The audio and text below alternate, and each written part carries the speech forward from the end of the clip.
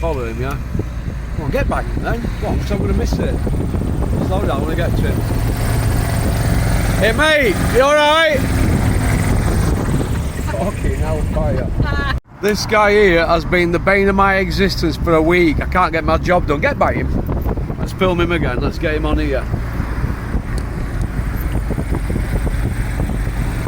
Come on, get by him. You know you! You know you, mate! You're a legend! You're a legend! You're doing 5 miles an hour holding everybody up all week! You raving lunatic! You raving lunatic! I'm Peter Fury, and don't forget to subscribe to Porky's Corner, because I've been a helmet of the month and you need to listen to me. Yeah? So follow him, yeah? And get the fella some followers up, for Christ's sake. He wears his heart on his sleeve, he's a good man, Russ. So follow Porky's Corner, he says it as it is, and you know, I appreciate the helmet of the month, Russ. No problem, thank you very much. You're welcome. Good evening, I hope you're all well, and I'm just going to talk a little bit about Instagram padmen. This is a video that's probably going to get me into a little bit of trouble. It's definitely not targeted at anyone in particular, it really isn't. It's something I talk about to a few friends of mine, in particular one friend, good friend of mine, who I confide in and chat about boxing on a frequent basis, and we're always asking, where are the teachers in boxing? Where are the true teachers in boxing now? So we're coming up, I believe it's next week, the 15th anniversary of Floyd Mayweather Jr. against Ricky Hatton. That fantastic fight for the welterweight championship of the world, where Floyd Mayweather probably never looked better and Ricky was incredibly brave. So why do I mention that fight? All of us can remember the build-up to Hatton Mayweather 24/7.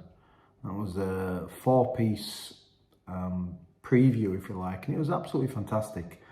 And it was at that time we really started to see Floyd Mayweather and the drills and those fantastic, quick, elaborate, choreographed pad routines that he would do with Uncle Roger. They look fantastic, and I think they caught everybody's imagination. Before anybody jumps in and says, well, we saw that before, and we saw Floyd using those pad routines before, and Roger and Floyd didn't really invent that type of flash pads. I think because it was such a high profile fight and it was something that caught everybody's imagination, I think, Floyd, you have a lot to answer for. And I thought it was ironic that certainly one of the greatest fighters of the generation, my generation, Floyd Mayweather, said recently in preparation for one of his many exhibitions that he does now, that, you know, you all bought into that pad stuff that we were doing, and that wasn't the real type of pads that we use in fights. Say that isn't so, Floyd. I think any of us with a kind of a couple of brain cells left, I think we all realise that that was just a great choreographed routine. It was something to relieve the boredom. But there was a lot of people who tried to imitate what was going on there, and to some extent succeeded, and thus became this world of social media and flash pads and padmen.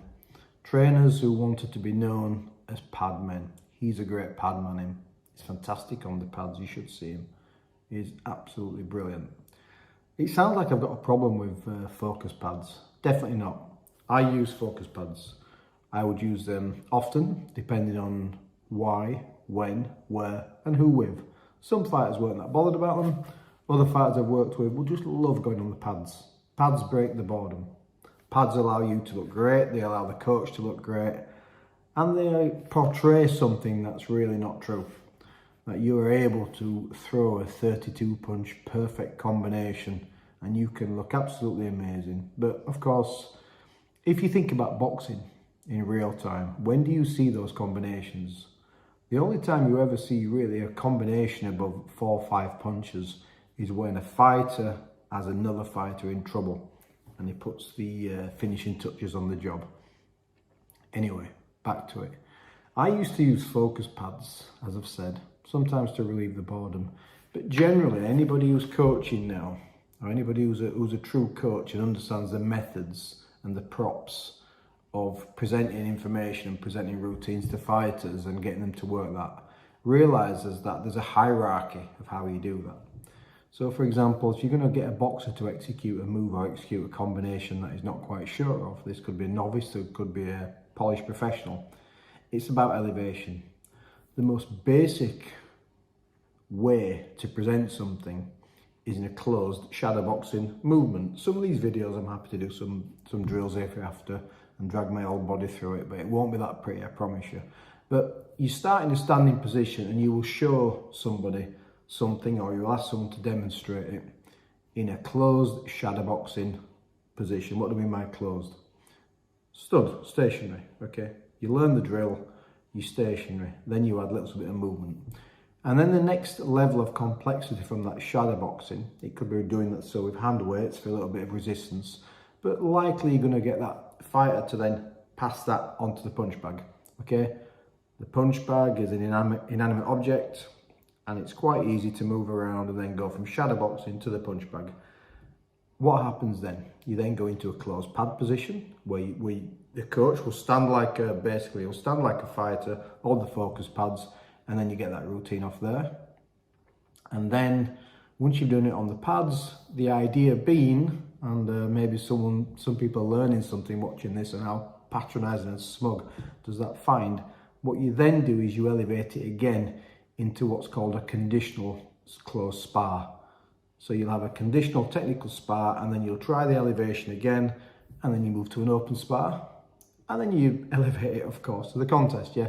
So for me, one of the great tools of the focus pads is in that kind of like pyramid of elevation. It sits somewhere in the middle. Hopefully that makes sense. Happy to demonstrate at some point. I might need another boxer to help me demonstrate those things. So what I'm saying is there's definitely a place for focus pads. Focus pads are good for timing. They're good for warm-ups. You warm a fighter up in the dressing room. Absolutely great. Okay, I'm going off pace a little bit here, but I want to talk about these Instagram pad men, or these crazy people who advertise for PTs, and you also see these advertisements where it'll say, become a boxing coach in 2 days. A 2-day course where we will give you some pads and some crappy gloves, and you can become a certified boxing coach. I mean, this really is where the sport's going, and this is partly my frustration when you get involved in boxing is 2 days, you can become a boxing coach. Whatever happened to people paying their dues? I've talked about this previously, and I know this isn't quite about focus pads, what I'm saying now, but I will get back onto that. You pay your dues. I learned, obviously, I was an amateur boxer, spent a lot of years in boxing gyms. It was a pro-am gym, slightly illegal at the time, but that used to happen with a lot of amateurs and pros merging together. The Amateur Boxing Association frowned upon that, but it did happen, and I was in one of those gyms, okay? I'd work with pros, so you see things done a certain way with professional boxers. Once I was an amateur boxer, what happens when you get to 16 years old, if you're interested? So Mark Tate used to do this, and God rest you, Mark. Mark passed away a couple of years ago, my old amateur coach. But what Mark used to do is he would take you as a spare. So I might have had a few fights, a few amateur fights, and then sometimes he'd take me as a spare. He'd take me to shows, and I'd work the corner with him. If you were 16 years old and you had a license to box, you were able to got it handed up. You were able to hand up, and I handed up for Mark whilst I was an amateur boxer dozens and dozens and dozens of times. So I started to have an interest in coaching, an interest in being in the corner, even from being 16, 17, 18 years old. And of course, then I won't bore you with the history of my kind of coaching career. I got into coaching, I spent a long time handing up, working with people like Keith Tate, absolute legend, Chris Aston, Darky Smith, etc, etc. Alwyn Belcher, what a Yorkshire legend he was. I've done a couple of corners with him. He may not remember, I was just a young, fresh, brand new coach at the time, and he helped me in the corner a couple of times when I was short. Anyway, what I'm saying is I paid my dues. But people don't want to do that now. So what you've got is this group of coaches, this group of people who are learning choreographed drills, working with fighters and advertising themselves as pad men. Now, I'm genuinely not attacking anybody here. I'm not trying to stand or sit in my ivory towers and think I'm anyone in boxing. I'm really absolutely nobody, yeah. But I've paid my dues, I enjoyed my time in the sport, but I keep seeing these people come through. Why do I call them Instagram padmen? Well, I've kept my Instagram account open purely. I came off social media a few years ago, and I kept my Instagram account open. So I just follow one person, one person follows me. And that's because with that person, I do boxing lives. I still do Instagram lives, and sometimes myself and the other person, we get to interview people like Tim Witherspoon, real fantastic fighters like Tim Witherspoon, Ishan Pickering, and it's quite a good little Instagram thing. Hence the reason I kept my Instagram profile open. What's the point of this? The point of this is, obviously Instagram collects metadata, and every time I jump onto Instagram, okay, just to see or to do a live or something, I just get bombarded with all these things that you may like, things that you may be interested in. And I keep seeing these so-called coaches all the time. There's like dozens of them and dozens of them and dozens of them on my page. And you just, sometimes you can't help but look. It's like voyeurism. You can't help but have a look and you think, oh, here we go. Let's have a look at what this person's like showing somebody. And they'll be working with various fighters. And you get more comments about the coach than you do about the boxer, because boxer's obviously about the egos now. We all have little egos. I had perhaps a little ego myself, but I just get all these people doing these fancy routines. And what really boils my piss, like massively, is you never ever see correct drills. You never see correct footwork. You never see anything corrected, anything broken down. You just see these ridiculous 20, 30, 40, 50 punch combinations, switching stance, pivots, rolls, pat, pat, pat, pat, pat, pat, roll, underscrew bum. And you just think, what am I actually watching here? Well, first of all, there's nothing wrong with that. Yeah, people want to do that. That's absolutely fine. But what happened to teaching boxers? Where does the teaching come into it? Once you strip away the fancy pads, there's not a lot going on, really. Trust me. With most people, there's really not a lot going on. I have a friend who was a coach, the same friend I alluded to earlier on. He'll be embarrassed if I mention his name, so I'm not going to. But he's a really good technical coach. He's no longer doing the work in boxing that he used to. He's one of the few people that I would trust with fighters I worked with if I was on business or away, and I would let him do the work with them, because his pads were just technical. They're just technical, structured pads, and his sessions weren't all about the pads. And I think that's something of a rarity now. So before I put this video out, and I actually said I was going to do this video, I had 3 people message me saying, looking forward to the video that you're going to do on focus pads. That made me wonder. That made me wonder if those 3 guys had basically just were interested in what I had to say, or if they'd been a little bit annoyed themselves about these choreographed entertainers on Instagram. I wondered if they thought the same as me. I don't really know where I'm going with this one, if I'm being completely honest, but I think what happens, yeah, it's all linked. Everything's linked. Yeah, performance directors, strength conditioning, padmen, Instagram padmen. Everything's linked to what I'm trying to say. I'm probably not getting this out well enough. First of all, nobody ever is prepared to pay their dues in boxing. Ever. I should have said, no, that's not true. Very few people are prepared to pay their dues now. Okay? Second, everybody's a boxing coach. Everyone you speak to, I'm a boxing coach. Oh, I'm a boxing coach. My friend does a bit of boxing. Oh, do you know so-and-so? They always ask you when they find out about you. Do you know so-and-so? He's a coach. Oh, is he? She's a coach. Oh, is she? That's nice. And you get this all the time, and everybody's a boxing coach. Everybody's working with somebody. Everybody knows somebody. But if you spend time with these people and say, well, actually, can you just show me the basics? Can you actually show me how to stand? Can you break a fight down for me? It just doesn't happen. It's, what did I say in the last video? 21st century boxing, 21st century living. It's all about the style. It's not about the substance. And this is the world that we're in now. People sell themselves. They use social media to sell themselves. To some extent, I understand that. I get that. People are entitled to do what they want. If people can make money from doing PTs and getting people fit by doing little fancy routines, absolutely fine. No issue with that, right? Okay. It's a free market. People can do what they want. But what I want to know, and I ask this all the time, when I used to be on Facebook and on Instagram and I had a larger presence and I've done various interviews and various things with other coaches or boxers or whoever, it always came around to the same thing every single time. Yep.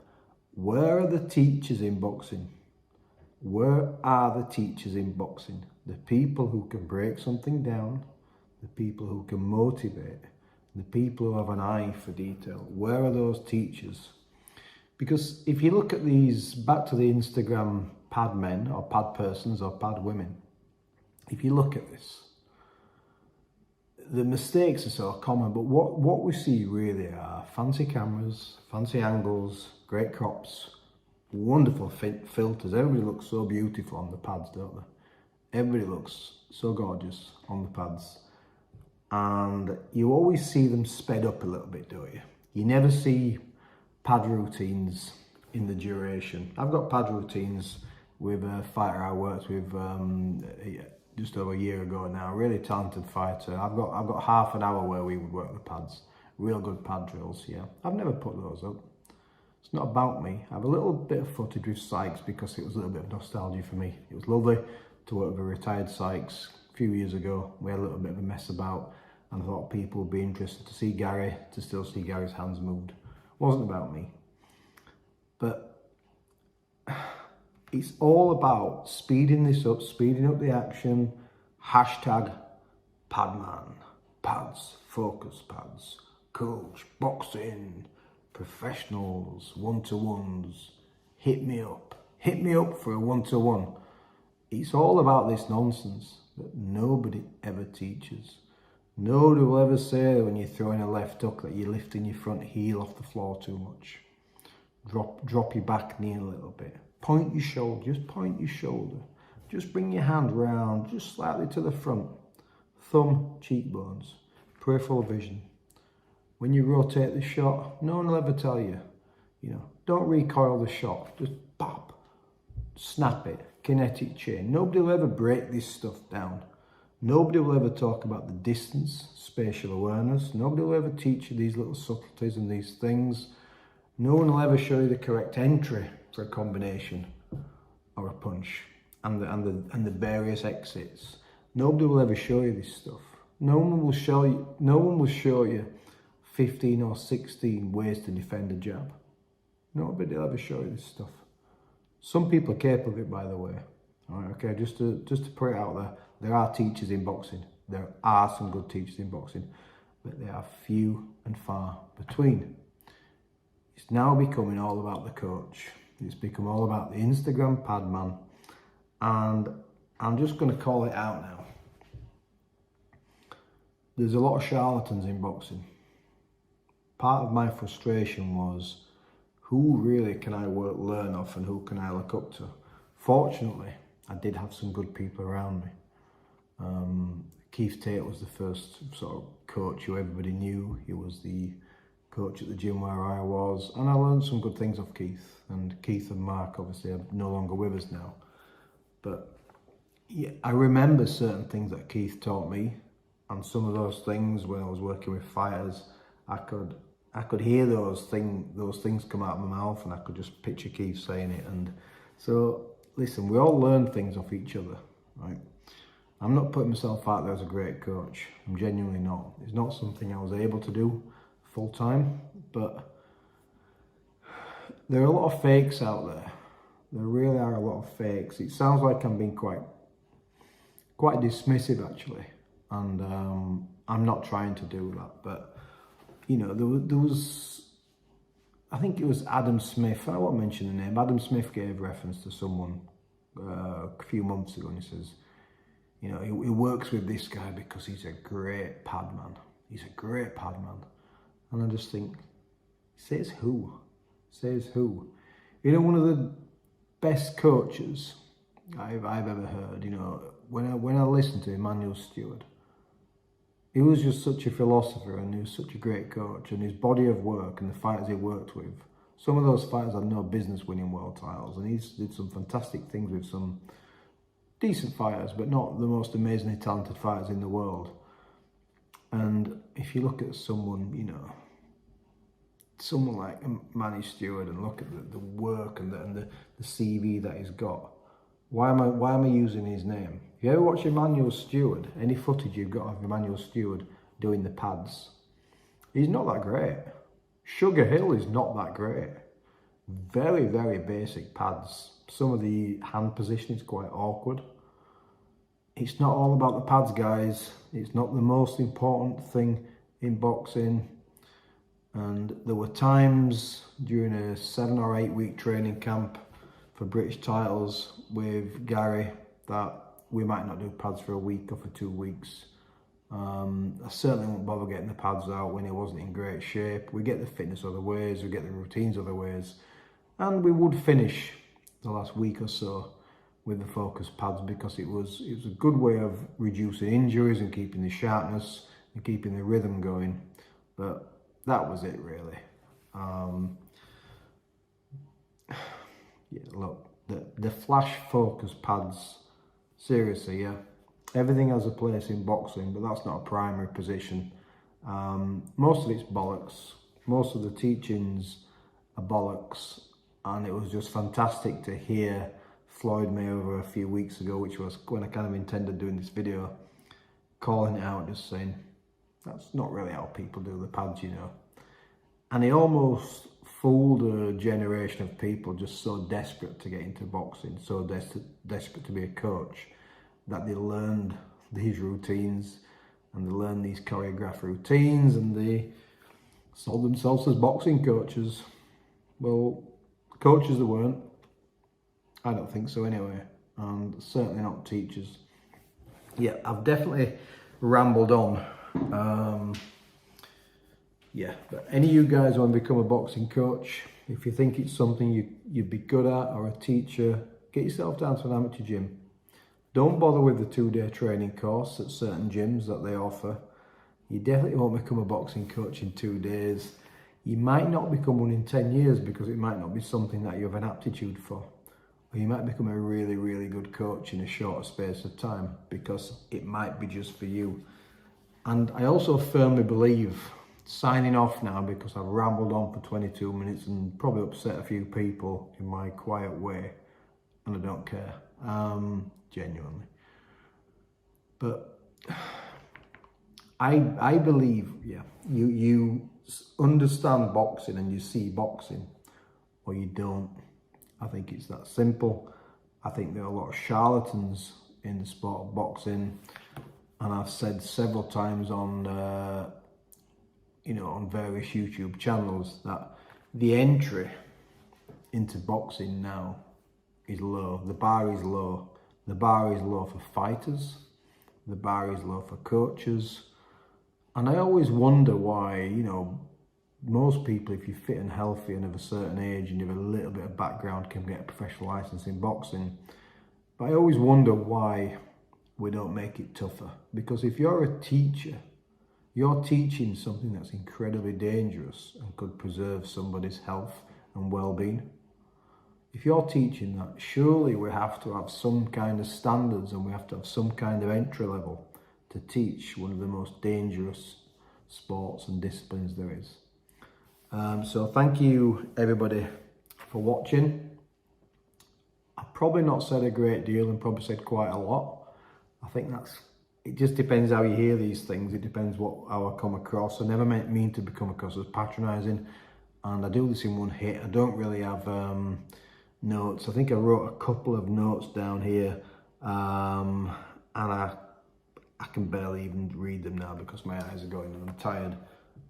But I just thought there's a certain amount of irony that we're coming up to the 15th anniversary Hatton and Mayweather, and that was a key date for me, where all these charlatans and all these pad persons came along and started passing themselves off as boxing coaches. Boxing coaches, they're not.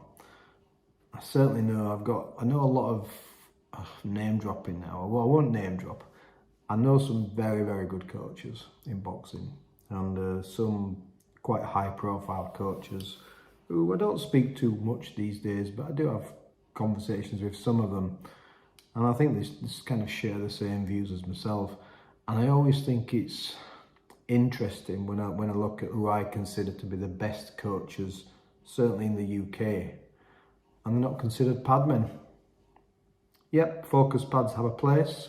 Anybody who wants to counter this and have a conversation with me and explain the value of focus pads, I've not rubbish focus pads once, but if you want to show me one way on the focus pads how to exercise a drill, I'll show you 10 ways how to do it without the pads. So from me, good night everybody. Congratulations England, good result tonight. I don't really follow football, but I don't know, maybe I could become a football coach, yeah? I was pretty useless at it. Maybe there's a 2 or 3 day course and I can get involved and I can start teaching people to kick a ball around. You take care, padmen. Keep up the bad work, and I'll see you all soon. You know, I don't like sort of bit pointing out what's been said in the past, because it just seems like me that gets all the stick anyway. But Frank Warren said like 2 years ago, Derek Chisora should retire. It's a disgrace they're letting him fight. And then someone mentioned the Fury Chisora fight, and he said, "Oh, it's a joke." You could, and then 2 years later, promotes the fight. And the problem is with boxing is, during that fight, everyone's watching, saying, "You've got to stop this fight," but no one's actually stopping it. Do you know what I mean? I believe that Chisora, if he gets past 3 or 4 rounds, can actually beat Deontay Wilder.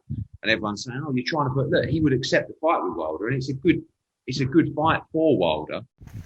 Yeah. My prediction for Fury Chisora. Tyson Fury inside 3 rounds. Alright? You know, when it rains here, it rains, so I'm going in. Alright? Tyson Fury inside 3 rounds. Peace out.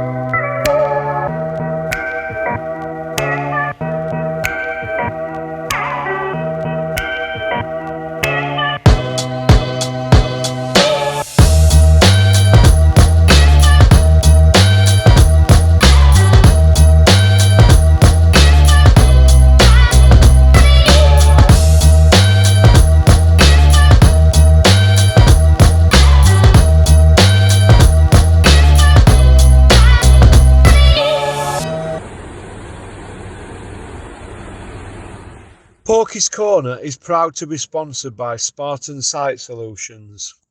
They are specialists in civil engineering and demolition contracts for the construction industry. Interested parties should visit their website or contact Porky's Corner for a referral at porkycorner@mail.com.